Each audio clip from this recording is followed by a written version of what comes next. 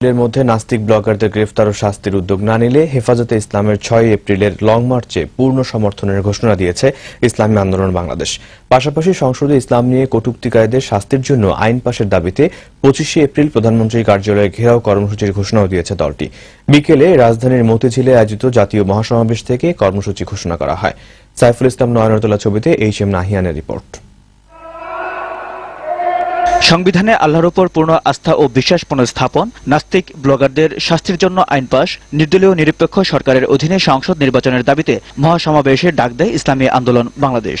এতে যোগ দিতে সকাল থেকে মতিঝিলের শাপলা চত্বরে জড়ো হয় দেশের বিভিন্ন জেলা থেকে আসা নেতাকর্মীরা। বেলা 12টার মধ্যেই সমাবেশ স্থল কানায় কানায় পূর্ণ হয়।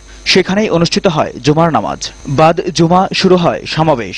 এ সময় সরকারের নানা কর্মকাণ্ডের কড়া সমালোচনা করে ইসলাম অবমাননাকারীদের কঠোর শাস্তির বিধানের আহ্বান জানান ইসলামী আন্দোলনের নেতারা। পার্লামেন্টে বসে ইসলামের অপব্যাখ্যা দেওয়া হয়, তাদের কাছে কিসের নাস্তিকের বিচার চাবো আমরা? তাদেরকে ক্ষমতা থেকে নামাতে হবে। আপনাদের দুই নেত্রীর চুলাচলি আমাদের জীবনের জলাঞ্জলি। সংবিধান থেকে আল্লাহর নাম মুছে ফেলে সরকার ইসলাম ধ্বংসের ষড়যন্ত্রে লিপ্ত হয়েছে দাবি করে তারা বলেন, অপসংস্কৃতির শাহবাগ আন্দোলন বন্ধ করতে হবে। কোন যুবক যুবতী বিবাহ বন্ধন ব্যতীত একত্রিত রাত্র যাপন করা সংস্কৃতি এদেশের সংস্কৃতি নয়, এটা কোনো মানুষের সংস্কৃতি নয়, এটা হলো মানুষরূপী জানোয়ারদের সংস্কৃতি। এই জানোয়ারকে ধ্বংস করতে হবে। আজকে অনেক যুবক যুবতীরা সেখানে রাত্র যাপন করেছেন। নব এক মুক্তিযুদ্ধের উত্থান ঘটেছে। সেই নব মুক্তিযোদ্ধারা কিসের জন্য যুদ্ধ করবেন? অবাধ যৌনতা কালচার করার জন্য? অনতি বিলম্বে এই নাস্তিক বলদস্কারদের চিহ্নিত করে তাদের যদি ফাঁসির কাস্টে না ঝুলায়, তাহলে এদেশের তাওহীদি জনতা সরকারকে বাধ্য করবে বিচার করা ইনশাআল্লাহ। দেশে গণহত্যা, গুম, ধর্ষণ, লুটপাট আর দুর্নীতির মহা উৎসব চলছে দাবি করে দলের আমির সৈয়দ মোহাম্মদ রেজাউল করিম সরকারের কড়া সমালোচনা করেন। সেই সাথে আগামী দিনে ইসলাম রক্ষায় নতুন কর্মসূচি দেন তিনি।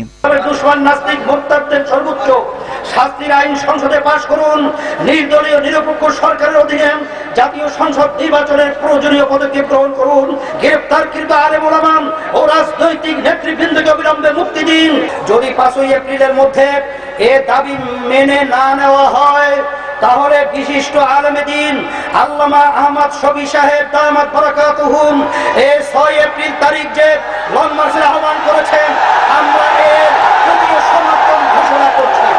নাস্তিক ব্লগারদের গ্রেফতার এবং জাতীয় সংসদে ইসলাম অবমাননাকারীদের শাস্তির আইন পাশের দাবিতে আগামী 25 এপ্রিল বৃহস্পতিবার প্রধানমন্ত্রীর কার্যালয় ঘেরাও হবে। HM নাহিয়ান।